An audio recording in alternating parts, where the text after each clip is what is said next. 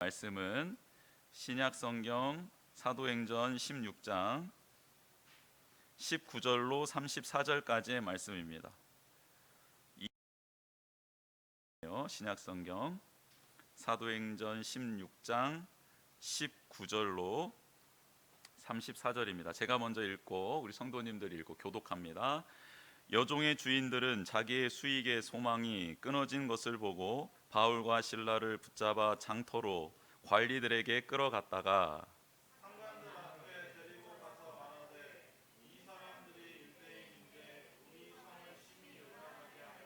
로마 사람인 우리가 받지도 못하고 행하지도 못할 풍속을 전한다 하거늘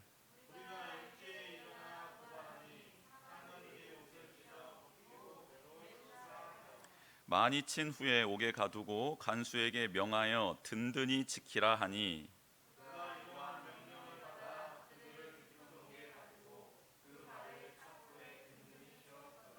한밤중에 바울과 실라가 기도하고 하나님을 찬송하며 죄수들이 듣더라.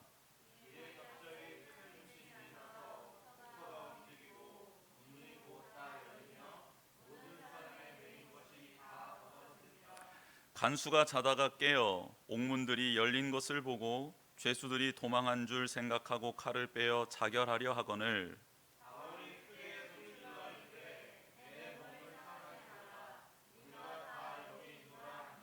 간수가 등불을 달라고 하며 뛰어 들어가 무서워 떨며 바울과 실라 앞에 엎드리고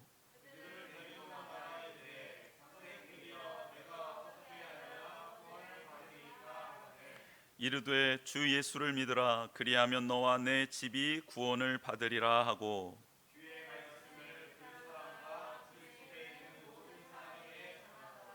그 밤 그 시각에 간수가 그들을 데려다가 그 맞은 자리를 씻어주고 자기와 그 온 가족이 다 세례를 받은 후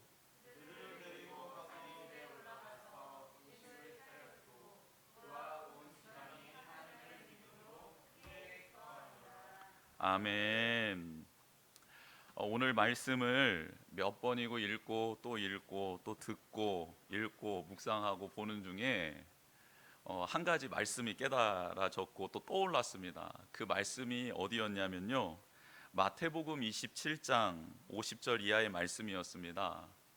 마태복음 27장 50절 이하의 말씀은 예수님께서 순환을 당하시고 십자가에서 운명하시는 그 장면이 기록되어 있는 하나님의 말씀인데, 왜 그 장면이 생각났냐면 오늘 바울과 실라가 옥중에서 찬양과 기도를 할 때 벌어졌던 일들과 너무 비슷한 장면들이 있어서 생각이 나서 찾아보았습니다. 말씀은 이렇습니다. 예수께서 다시 크게 소리 지르시고 영원히 떠나시더라. 이에 성소 휘장이 위로부터 아래까지 찢어져 둘이 되고 땅이 진동하며 바위가 터지고 무덤들이 열리며 자던 성도의 몸이 많이 일어나되 예수의 부활 후에 그들이 무덤에서 나와서 거룩한 성에 들어가 많은 사람에게 보이니라. 백부장과 및 함께 예수를 지키던 자들이 지진과 그 일어난 일들을 보고 심히 두려워하여 이르되 이는 진실로 하나님의 아들이었도다 하더라. 아멘. 이 말씀이 생각났습니다. 예수님께서 십자가상에서 운명하실 때 하늘이 어두워졌습니다. 한낮이었지만 한밤이 되었습니다. 그리고 하나님께 끝까지 순종한 예수님께서는 말씀을 하시고 운명하시죠. 그때 일어난 사건이 땅이 진동하는 일이 일어났습니다. 바위가 터집니다. 무덤들이 열려요. 죽었던 성도들이 그 몸이 일어나는 일들이 일어납니다. 그리고 백부장과 예수님을 지키던 사람들이 지진과 일어나는 일들을 보고 심히 두려워하며 말을 하지요. 예수님, 저 운명하신 분, 저분은 하나님의 아들이었다라고 말입니다. 구원의 역사가 일어나는 겁니다. 오늘 본문에도 하나님께 순종한 바울과 실라가 옥에 갇히지요. 한밤중에 하나님을 향해 찬양을 하고 기도를 합니다. 그때 옥토가 흔들립니다. 옥문이 열려요. 그리고 묶였던 모든 죄수들의 그 착고와 매였던 것들이 풀어지는 역사가 일어납니다. 그리고 그곳에 있었던 자들이 두려워 떨며 특별히 간수가 이렇게 말을 하죠. 어떻게 하면 구원을 받을 수 있겠습니까? 라고 묻습니다. 사랑하는 성도 여러분, 지금도 하나님께 순종하며 하나님 앞에 엎드리며 어떠한 상황 가운데서도 특별히 감사할 수 없는 상황, 원망과 불평이 나올 수밖에 없는 상황 속에서 그 하나님을 온전히 찬양하며 의지하는 자에게는 동일한 역사가 일어나게 될 줄 믿습니다. 본문에는 옥에 갇힌 바울과 실라가 나옵니다. 그들은 착고에 차였다라는 말씀이 있는데, 이 착고는 다리를 크게 벌려놓고 그 다리가 움직이지 못하도록 발목에 고정을 시키는 형틀을 말합니다. 굉장히 불편한 자세죠. 도망갈 수도 없고 움직일 수도 없어서 매질하기 딱 좋은 자세를 만들기 위하여 그런 형틀을 준비했다 합니다. 그리고 이 바울과 실라와 함께 오늘 본문에 등장하는 사람들이 있습니다. 바울과 실라를 고소했던 사람들, 재판했던 사람들, 그들을 지키는 간수, 그리고 그들 가운데 서서 그 모든 것들을 지켜보고 있는 이방인들 등장합니다. 놀랍게도 갇힌 자는 바울과 실라인데, 성경의 내용을 읽어가다 보면 바울과 실라는 자유한 모습으로 살아가고 있는 것 같고, 그 외에 다른 사람들은 갇혀 있지 않는데 갇힌 자처럼 잘못된 생각과 판단과 행동을 하며 살아가는 모습이 성경에 기록되어져 있습니다. 그 외에 등장하지 않는 사람들은 보이지 않는 착고에 갇혀 있는 사람들처럼 보입니다. 도대체 그들은 어떤 착고에 갇혀 살아가고 있는 걸까요? 그들이 자유로워지기 위해서는 차고 있는 착고에서 벗어나야 될 텐데 그것이 무엇인지 한번 살펴봤으면 좋겠습니다. 먼저 그들이 차고 있었던 착고는 비인격, 비윤리의 착고였습니다. 그거에서부터 이들은 벗어났어야 합니다. 알렉산더 대왕, 헬라 제국의 건설자이고 그 제국의 가장 위대했던 왕 알렉산더 대왕의 아버지 필립의 이름을 따 만든 도시, 성이 빌립보 성입니다. 경제적으로 매우 발달했던 이 성, 그 성 안에 사는 사람들은 그래서 돈의 노예가 되어 살아가고 있었습니다. 돈에 눈이 멀고 양심이 마비된 사람들은 사람과 인격적인 관계를 맺으며 살아갈 수 없게 되었습니다. 관리들, 특히 법을 집행하는 사람들은 부자들과 실업인들과 결탁하여 그들의 뒤를 봐주는 일을 마구마구 서슴지 않고 행했습니다.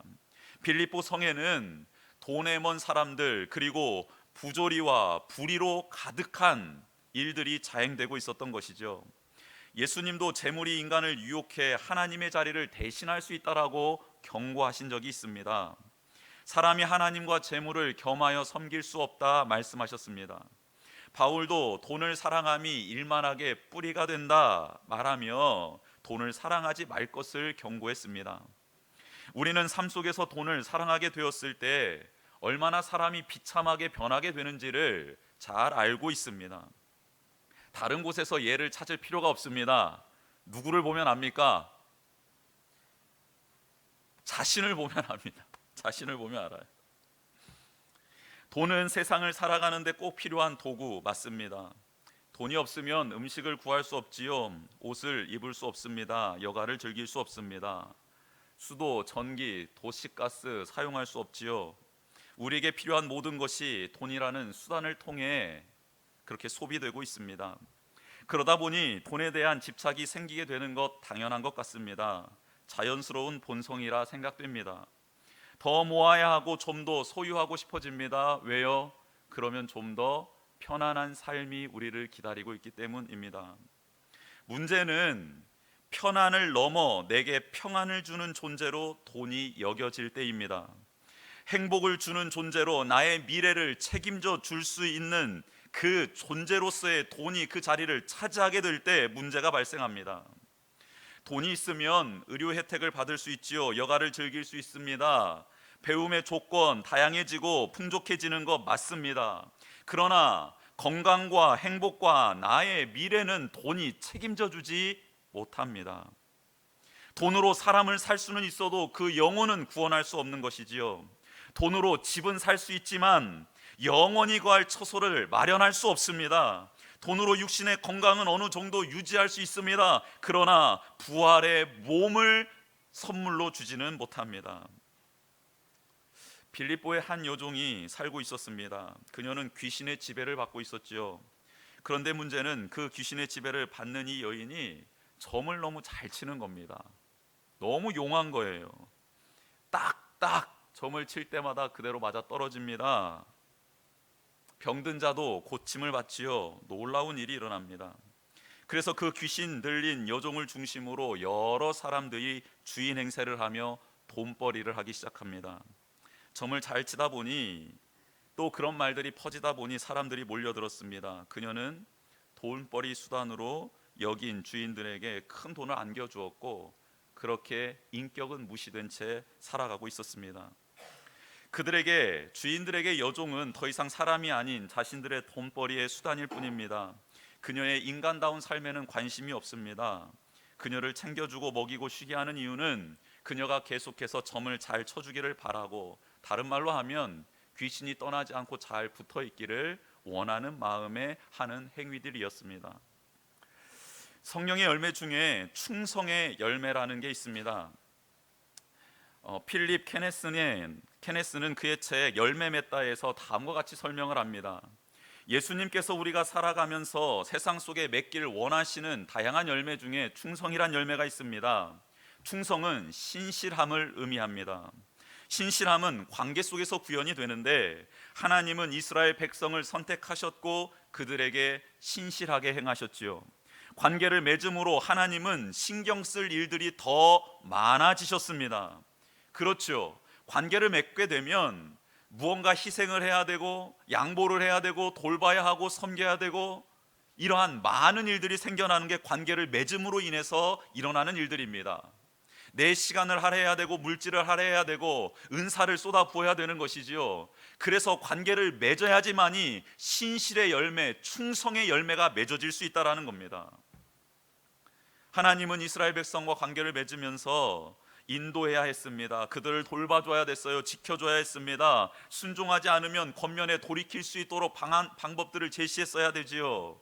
너무나 많은 일들, 하나님 입장에서 보면 너무나 많은 희생과 섬김, 사랑, 배려를 해줘야 되는 것이 이스라엘 백성과 관계 맺음으로 인하여 발생하게 되었습니다. 그런데 그 하나님은 이 관계 맺음을 통해 하나님의 신실하심을 계속해서 이 세상에 알려주십니다. 너희들도 신실함의 열매, 충성의 열매를 맺어야 된다라고 말씀해 주시지요. 그런데 요즘 현대 사회는 어떻습니까? 이 신실함의 열매를 맺기 참 어려운 상황 가운데 있습니다. 일회용 제품들이 많이 사용되고 있습니다. 한번 쓰고 버려버리는 거죠. 그 물건에 애착을 가질 필요가 없습니다. 정성을 들일 필요가 없어요. 그냥 쓰고 버리면 그만입니다. 그게 문화입니다. 사람들은 관계 맺기를 피곤해합니다. 그게 어려운 일이기 때문이에요. 나의 삶을 들여야 하고 시간을 들여야 하고 물질을 들여야 하기 때문입니다. 그래서 약속하는 걸 꺼려합니다. 기업에서는 사람을 고용해서 필요한 자리에 사람을 세우지요. 그의 능력을 사용합니다. 그리고 상응한 보수를 줍니다. 그런데 그 사람들을 인격적으로 대하지 않습니다. 상품으로 취급합니다. 언제든지 대체 가능한 자리이지요. 그 자리에 있는 사람을 인격자로 보는 것이 아니라 부속품으로 바라봅니다. 열매 맺다라는 책에서는 이런 문화를 소개하면서 성령의 열매를 어떻게 맺으면 좋을지 대안들을 제시하며 나아가고 있습니다. 궁금하신 분은 사서 읽어보면 좋겠습니다. 그걸 다 말하기까지는 너무 힘들어요. 우리의 삶은 어떤가요? 돈이 주인이 되어버려서 비인격적이고 비윤리적인 삶의 모습이 있지 않습니까? 자녀들을 양육하고 그들을 교육하는 목적이 도대체 무엇입니까? 정말 성숙한 인격자로 사회의 구성원으로서 자라나기를 원해서 그들을 양육하고 그들에게 교육을 시키고 그들을 격려하고 뒷바라지하는 겁니까? 아니면 다른 목적 때문에 아이들에게 교육을 시키고 그들의 앞길을 열어주려고 부모님들이 그렇게 애쓰고 노력하는 겁니까? 사람과 관계를 맺고 약속을 하는 이유가 무엇인지요? 혹시 사업을 경영하고 계시는 분들, 또 직장에서 높은 지위에 계신 분들, 그 기업을 같이 이루어가고 있는 직원들과 혹은 후임들을 어떤 자세로 대하고 있습니까? 눈에 보이지 않지만 돈과 명예에 마음을 빼앗겨 버린, 그래서 비윤리, 비인격적인 착고를 차고 있지 않는지 스스로를 한번 반성해 보는 시간을 가졌으면 좋겠습니다. 두 번째로, 그들이 우리가 차고 있는 눈에 보이지 않는 착고가 한 가지 더 있습니다. 형통에 대한 오해의 착고에서 벗어나야 합니다. 아시아의 복음을 전하기 위해 바울과 실라는 안디옥 교회에서 다시 출발을 합니다. 2차 선교 여행이지요. 그리고 2차 전도 여행 중에 돌에 맞아 죽게 되었던 그 성 루스드라, 그 성에 바울과 실라가 도착을 합니다. 그곳에는 하나님의 특별한 선물이 기다리고 있었는데요, 하나님을 경외하고 예수 그리스도를 믿고 증언하는 삶을 살고 있는 칭찬받는 제자 한 사람이 준비되어 있었습니다. 그는 바로 디모데입니다. 바울은 하나님께서 예비하신 거룩한 동료 디모데를 선물로 받습니다. 얼마나 기뻤겠습니까? 바울이 돌로 맞으면서 복음을 전했던 그 순간 그의 어머니, 그의 할머니가 예수 그리스도를 영접하게 되었고, 그리고 그의 자녀, 손주였던 디모데를 그렇게 믿음 안에서 양육하고 있었고 거룩한 열매가 맺혀 있었던 겁니다. 바울은 하나님께서 예비해 두신 거룩한 동료 디모데를 선물로 받고 디모데와 함께 전도 여행을 떠납니다. 힘과 용기를 얻은 선교팀은 아시아 지역을 전도하기 위해서 수고하고 애를 쓰지요. 그런데 그 지역에서의 선교의 문이, 전도의 문이 자꾸자꾸 막히는 겁니다. 어느 날 성령님께서 그들로 하여금 아시아에서 선교하지 말고 유럽으로 건너가 전도하라 라는 사인을 주십니다. 바울은 환상을 보고 마게도냐 지역, 지금으로 말하면 그리스 지역으로 넘어가 복음의 여정, 선교의 여정을 이어갑니다. 이렇게 성령의 인도하심을 받아 마게도냐 첫 성인 빌립보 성에 도착했습니다. 안식일이 되어서 기도할 곳을 찾던 중에 여인들이 모여있는 곳에 가서 하나님이 예비하신 여인을 만나게 되죠. 그 여인의 이름이 루디아입니다. 자주색 옷감 장사를 하던 아시아에서 넘어온 돈 많은 여인이었습니다. 하나님은 그녀의 마음을 열어주시지요. 복음을 받아들이게 한 후에 바울과 선교팀을 돕는 동역자로 그 여인을 세워주십니다.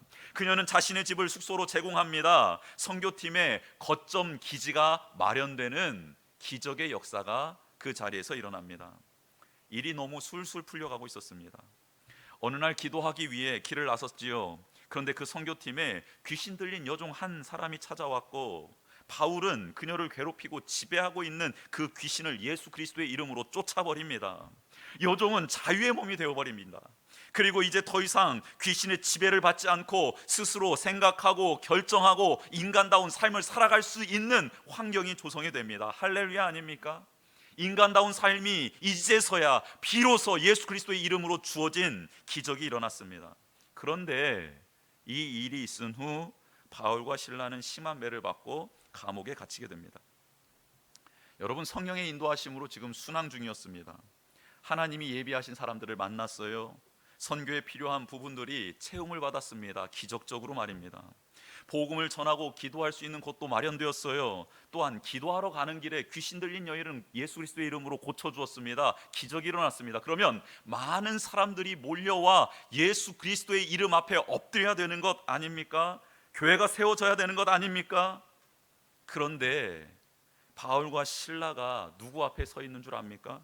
뒷돈을 받아 불의한 판결을 하는 재판관 앞에 서 있습니다.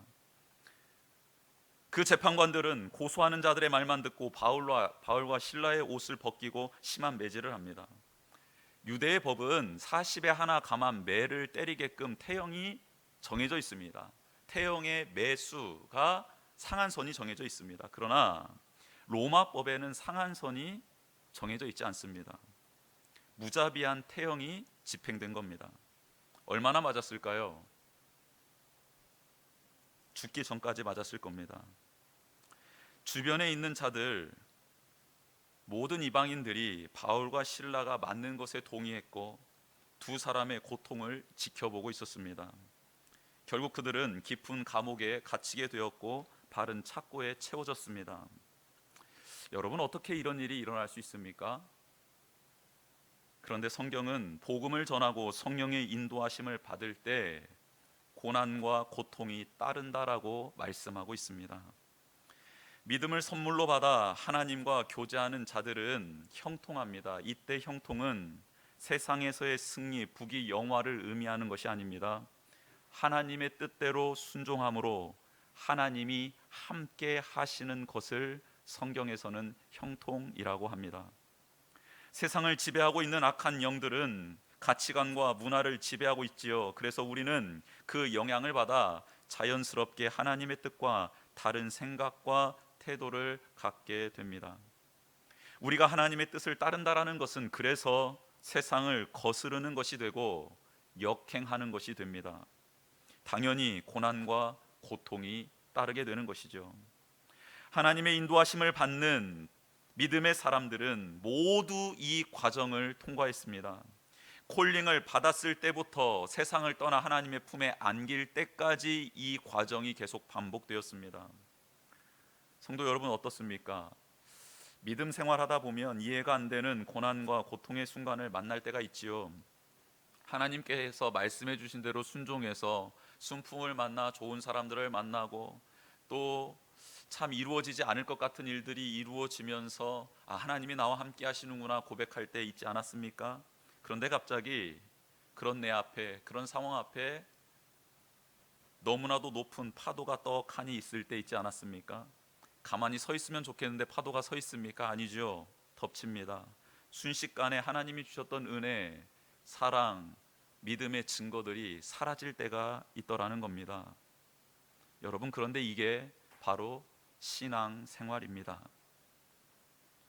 만약 형통에 대한 오해, 즉 아무런 고난과 고통이 없이 이 세상에서 믿음 생활을 할 수 있다라는 거짓된 형통의 착고에 매여 있다면 그것을 벗어버리십시오. 믿음의 시련이 우리 가운데 반드시 있습니다. 하나님이 우리를 세워주시기 위해 주시는 시험도 있고요, 사탄이 우리를 넘어뜨리기 위해 주는 유혹거리들도 있습니다. 또한 우리의 잘못된 판단과 실수로 인하여 당하는 고난과 환난도 있습니다. 이것들은 밀물처럼 계속해서 밀려올 것입니다. 이것을 기억하고 신앙생활해야 합니다. 또한 그 상황 속에서 한 가지 잊지 말아야 될 것은 내가 믿음을 따라, 내가 말씀을 따라 그러한 일들이 내 삶 가운데 일어나고 있다면 그 순간 하나님은 우리와 함께 하신다라는 것 잊지 마십시오. 이게 바로 형통에 대한 오해의 착고에서부터 풀려날 수 있는 유일한 길입니다.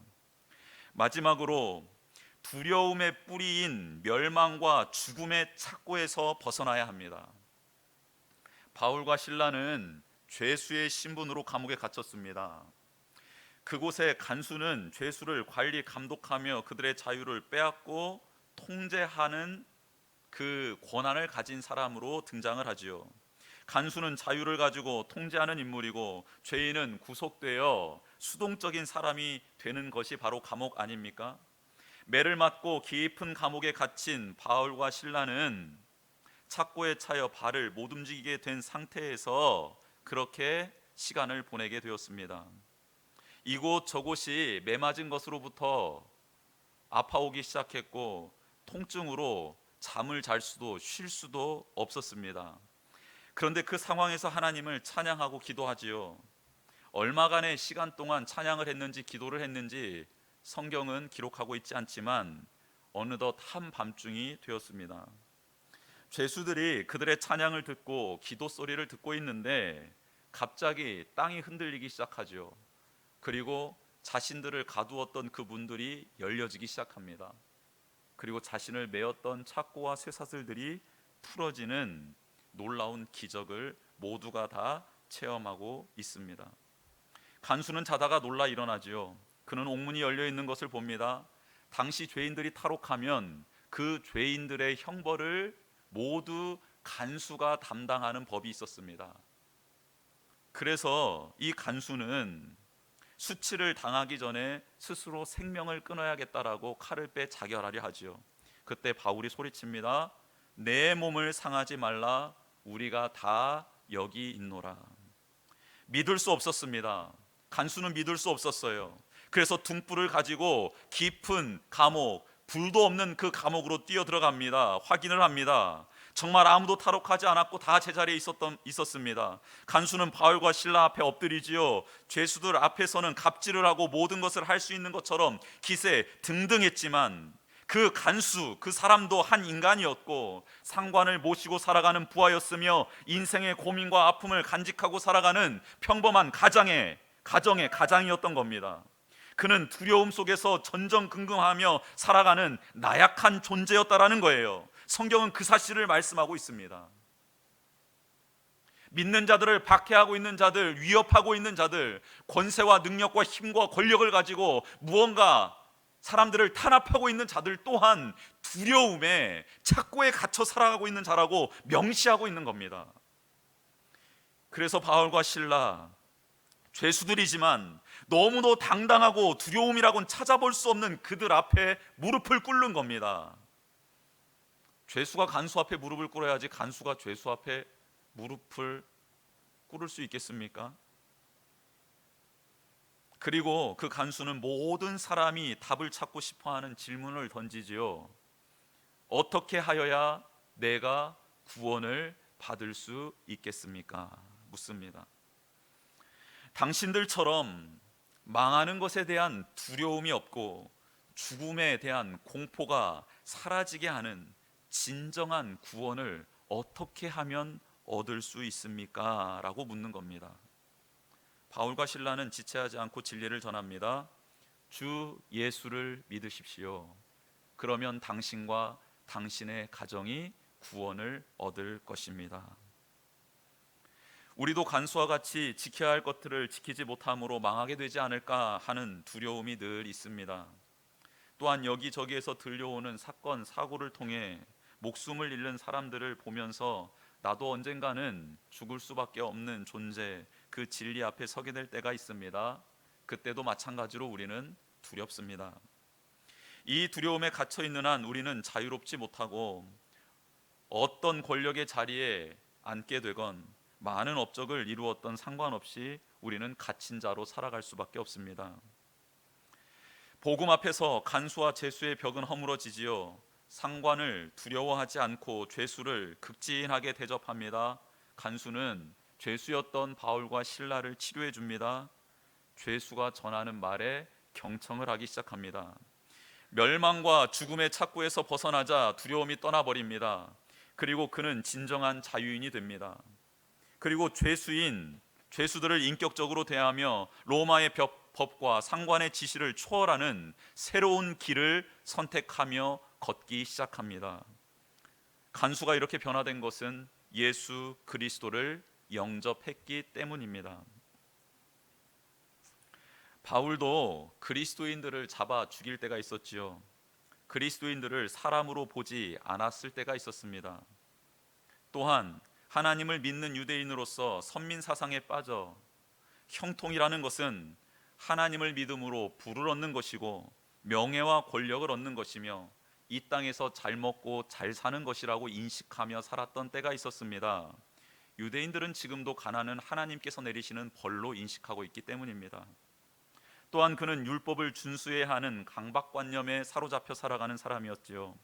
율법을 준수하지 못하면 징계를 받을 것에 대한, 하나님께 버림받을 것에 대한 두려움에 사로잡혀 살아가던 사람이었습니다. 늘 무거운 멍에를 메고 살아갔던 인물이 바로 바울 아닙니까? 우리 안에도 비슷한 모습이 있습니다. 사람을 인격적으로 대하고 존중해야 하는데 모두가 다 하나님의 형상대로 창조되었기에 그들을 진실함으로 대해야 하는데 내게 유익을 주는 사람, 상사가 될 수 있고 도움을 줄 수 있는 사람들에게는 그렇게 친절하게 대하고 인격적으로 대하지만 그렇지 않는 사람들, 내게 도움을 주지 못하는 사람들, 스쳐 지나가는 사람들에 대해서는 전혀 딴 사람의 모습으로 그들과 만나는 모습이 우리 안에 있습니다. 하나님을 믿고 신앙생활을 할 때 우리에게는 고난과 위기가 없어야 한다고 생각합니다. 우리가 하나님을 믿는데 내가 하는 모든 일은 잘 돼야 된다라는 착각을 할 때가 있습니다. 그래야지만이 주위 사람들에게 복음을 전할 수 있다라고 생각하곤 하지요. 아닙니다. 옥에 들어가 있을지라도 복음은 증거될 수 있습니다. 그런 오해를 버려야 합니다. 또한 이런저런 두려움에 사로잡힐 때가 있습니다. 경제가 어렵지요. 코로나19는 잠잠해지지 않습니다. 심리적으로 위축되어 있지요. 혹여나 나로 인해 다른 사람들과 직장에 피해를 입히지 않을까라는 막연한 두려움과 염려가 우리의 마음을 병들게 하고 있습니다. 이런 보이지 않는 그러나 실제하는 착고를 우리는 차고 살아가고 있습니다. 바울은 어떻게 이 착고를 벗어 던질 수 있었습니까? 간수에게 말한 내용, 그 내용을 보면 답을 얻을 수 있습니다. 바울은 예수 그리스도를 믿었기 때문입니다. 그분을 영접하고 자신의 삶의 주인으로 영접했습니다. 예수님의 말씀을 묵상하고 마음에 새기지요. 삶의 지표로 삼고 따랐습니다. 부활하신 주님이 자신에게 주신 영생을 확신했습니다. 죽음이 끝이 아님을 믿고 그는 담대하게 살아갔습니다. 그런 그는 신라와 함께 옥에 갇혔지만 그곳에서 찬양을 하지요. 지금까지 인도해 주시고 자신들과 함께 하신 그 하나님을 찬양합니다. 다른 것 찬양할 내용이 없었잖아요. 그런데 하나님을 찬양합니다. 인도해 주신 하나님, 지금도 함께 하시는 하나님, 어떠한 상황 가운데서 우리를 떠나지 않는 하나님, 그 하나님, 그냥 하나님, 그분 존재 자체를 찬양하는 겁니다. 그분을 찬양하는 거예요. 그분의 높고 위대하심을 찬양하는 겁니다. 그분의 나라를 찬양하는 겁니다. 그분의 인도하심을 찬양하는 겁니다. 그분이 나를 구원해 주시니 구원해 주심을 찬양하는 겁니다. 그분 자체를 찬양하고 있습니다. 그리고 기도합니다. 나갈 수 없는 곳, 노력해도 빠져나갈 수 없는 곳, 그런데 그 자리에서도 신앙을 지켜달라고, 그리고 복음을 들은 이들을 위해서 중보합니다. 기도의 내용이 나와 있지 않는데 어떻게 목사님 그렇게 기도의 내용을 말씀하실 수 있습니까? 그 이유의 내용들을 읽어보면 유추할 수 있습니다. 무엇입니까? 먼저 간수가 어떻게 하면 구원을 받을 수 있습니까? 라는 이 질문에 바울과 실라는 눈앞에 일어났던 기적에 대해서 말하지 않습니다. 자신들은 무죄하다라는 식의 변명과 항변을 토로하지 않아요. 그저 예수 그리스도를 믿으십시오라는 복음을 전합니다. 어떠한 상황 가운데서도 믿음이 흔들리지 않고 진리 가운데 확고하게 서는 바울과 실라를 보게 됩니다. 어떻게 그럴 수 있을까요? 기도했기 때문입니다. 하나님, 나의 믿음을 지켜주십시오. 어떠한 상황 가운데서도 흔들리지 않는 진리를 품게 하여 주십시오. 그들은 기도했던 거예요. 그리고 옥에서 풀려났을 때 그들은 어디로 갑니까? 루디아 집에 가서 형제들, 믿음의 형제들, 복음을 들었던 그 형제들을 만나보고 위로합니다. 여러분 얼마나 놀랐겠어요. 예수님을 믿는 자들이 형통한 줄 알았는데, 예수님을 믿는 자들이 복을 받는 줄 알았는데 매를 맞고 옥에 갇히게 됩니다. 여러분, 그들이 예수님을 믿고 싶었겠습니까? 이방인들이 예수님을 믿고 싶었겠어요? 그래서 바울과 실라는 옥중에서 기도했던 거예요. 하나님, 복음을 영접한 자들이 형통에 대한 오해가 없게 하여 주십시오. 예수님을 믿는 것에 대한 오해가 없게 해 주십시오. 그들의 믿음을 지켜주십시오. 예수님을 따른다라는 것은 세상을 역행하는 것인데, 내 본성을 거스리는 것인데, 그리고 세상의 빛과 소금이 되는 것인데, 마땅히 이 진리를 알게 하여 주십시오라고 중보했다라는 거예요. 그래서 옥에서 풀려나자마자 믿음의 동역자들을 만나러 뛰어갑니다. 그들의 마음속에는 예수님을 만난 형제들, 바울과 실라의 마음속에는 그 믿음의 동역자들이 실족하지 않게 해달라, 그들의 믿음을 더욱 확고하게 지켜달라 하나님께 기도드렸던 겁니다. 인생을 항해로 본다면 순풍을 만날 때도 있고 풍랑을 만날 때도 있습니다. 그런데 그것은 중요한 게 아닙니다. 나의 인생이라고, 나의 삶이라고 생각되어지는 그 배의 키를 삼위일체 하나님이 잡고 계시기만 하면 됩니다. 순풍 기분 좋게 만들지요. 풍랑 두렵게 만들지요. 근데 그렇게 일희일비할 존재가 우리가 아닙니다. 우리의 인생의 주인 되신 삼위일체 하나님이 우리의 배의 키를 잡고 있다면 아무 염려 없이 근심 없이 항해하게 되고 목적지에 도달하게 될 줄 믿습니다. 빌립보 성에 돈 많은 실업인들이 있었어요. 재판을 하는 상관들도 있었습니다. 죄인들을 다스리는 간수도 있었고요. 세상에 성공하는 것이 복이라고 생각하는 많은 빌립보 성의 주민들이 있었습니다. 그리고 매 맞고 옥에 갇힌 바울과 실라도 있었습니다. 누가 갇힌 자이고 누가 진정한 자유자입니까? 같이 찬양했으면 좋겠습니다. 하나님은 우리의 피난처가 되시며 환난 중에 우리의 힘과 도움이시라. 너희는 가만히 있어 주가 하나님 됨 알지어다. 열방과 세계 가운데